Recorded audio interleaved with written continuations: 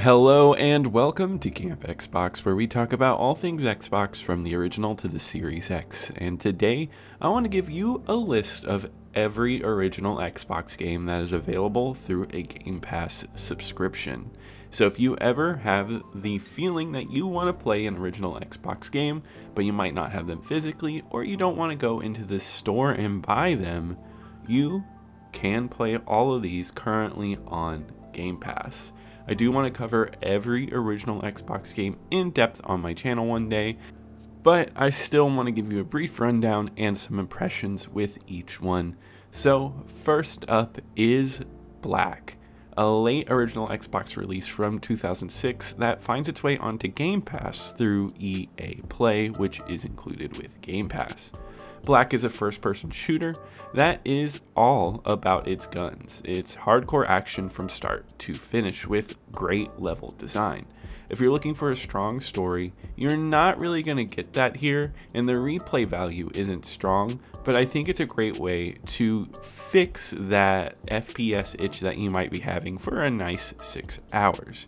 And it looks stunning on the Series X. I did review this one very recently, so if you're interested in checking that out, you can see that in the description below.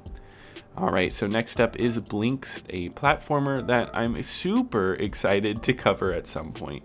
I'm more in depth on the channel, but Blinks the Cat is a platformer where you control Blinks, but the catch is that you can control time, leading to fun combat puzzles. With a vibrant, unique look, this is an OG Xbox game that stands out. The controls are tight, the level design is exquisite. I've spent a good amount of time on this one, and I'm hoping that one day we can see the sequel playable on the Series X. But there is an issue with that. They announced that no more original Xbox games are coming to backwards compatibility, but we can only hope that that is not true. Alright, so next up is another one that I've covered on the show before, and that's Crimson Skies, a flight sim game that takes a lot more form in arcadey style flight games than with serious ones, and mixes it with an excellent pulp serial story. This one is excellent. Flying feels great and intuitive. I love the locales you visit and the variety of everything you do. The story is brilliant, and I think it's worth checking out still to this day. It's a standout experience on the original Xbox, and it's highly playable. If there is one game to pick out of the bunch available on Game Pass, I would say this one is the one to play. Once again, the link to the review will be in the description below if you want a more in-depth look into that game.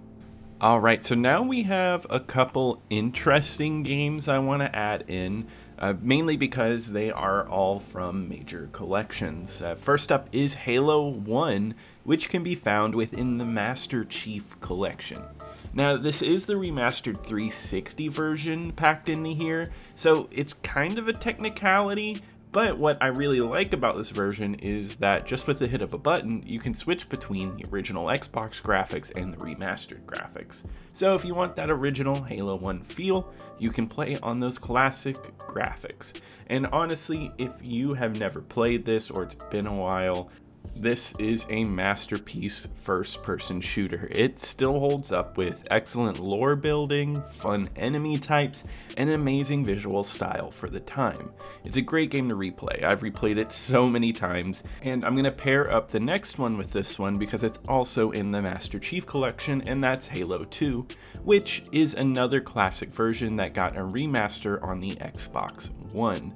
But you can just, with a hit of a button, switch between the new graphics and the old graphics, so if you want that old feel, you can get that here.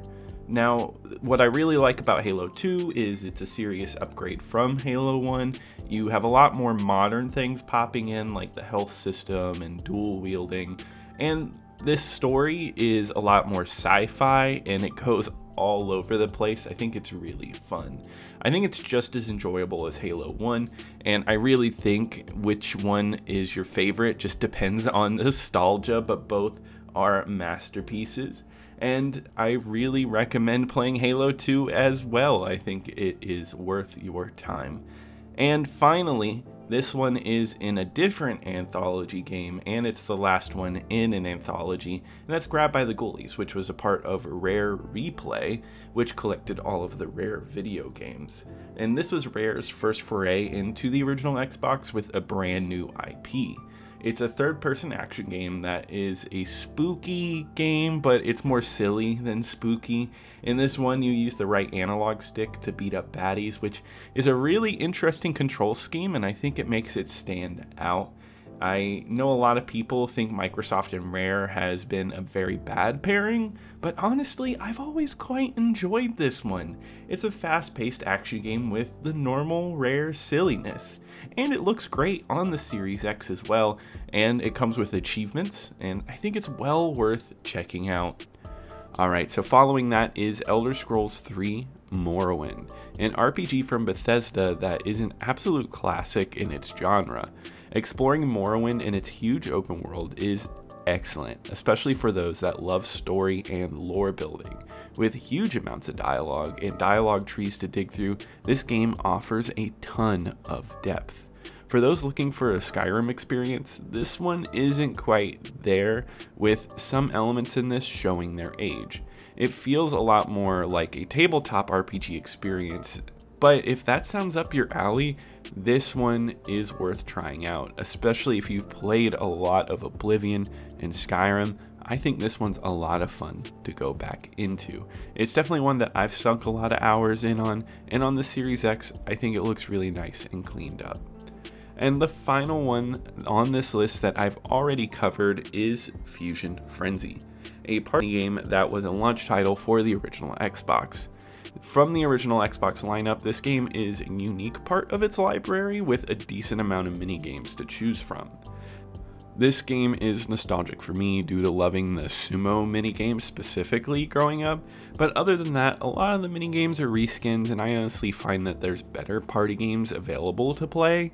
This one is a unique exclusive for Xbox, and out of all of these games, it's probably the most different, but it honestly just isn't a crazy amount of fun, even with 4 people, and I wouldn't fully recommend trying this unless you're really nostalgic for Fusion Frenzy. And finally, the last game on this list is Psychonauts from Double Fine Games. It's a platformer with a fun sci-fi twist.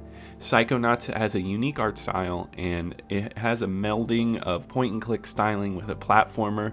It really is unique. If you are a fan of quirky experiences and good laughs, you'll find something really silly and fun here.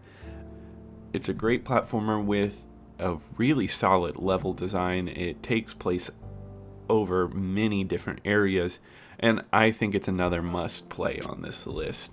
It's a unique experience from that time, and it still holds up to this day. And the sequel is on Game Pass, and I highly recommend checking out the sequel as well. That is an incredible game. But yeah, it was a pretty short list. I really wish they would put more exclusives and stuff like that from the original Xbox onto Game Pass, but for now, this is what we got. But if there's any games that you really would love to see on Game Pass or just backwards compatible on the Series X, let me know in the comments below. I would love to hear your opinions, but I'll see you here next time at Camp Xbox.